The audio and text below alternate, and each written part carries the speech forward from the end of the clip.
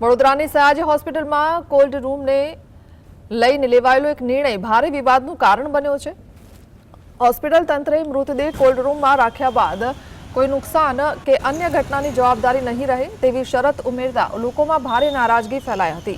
ગત 29 એપ્રિલે કોલ્ડ રૂમમાં રાખવામાં આવેલ એક વૃદ્ધાના મૃતદેહના ડિકમ્પોઝ થવાના બનાવ બાદ આ મુદ્દો ચર્ચામાં આવ્યો છે। તે સમયે મૃતકના પરિવારજનો અને તબીબો વચ્ચે અથડામણ સર્જાઈ હતી અને મામલો રાજ્ય સરકાર સુધી પહોંચ્યો હતો।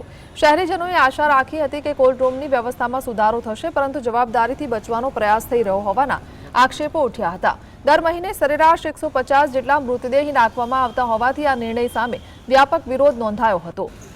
આખરે લોકોના વિરોધ બાદ હોસ્પિટલ તંત્રએ નિર્ણય પરત ખેંચી મૃતદેહોની જવાબદારી પોતાની જ રહેશે તેવી સ્પષ્ટતા કરી છે।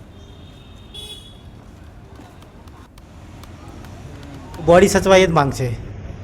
बॉडी व्यवस्थित रहे और बॉडी सचवाई ज मांग है। जे कई हॉस्पिटल अंदर खामी हो टेक्निकल एने अंदर हॉस्पिटल जे कई कर्मचारी होने सुधारे। दाखला तरीके लाइट गई हो तो जनरेटर की व्यवस्था करे, जनरेटर बगड़ेलू हो तो बीजी कोल्ड रूम अंदर ट्रांसपोर्ट करे, एवी अमारी मांग है। तो सत्ताधीशों પોતાનું સર ઝુકાવ્યું છે ને આ નિર્ણય પરત લીધો છે, પરંતુ ક્યાંક ને ક્યાંક કોઈ પણ મૃતદેહ મૂકશે ક્યાં, આવું હોય કે તમે મૃતદેહ ક્યાં મૂકીશું?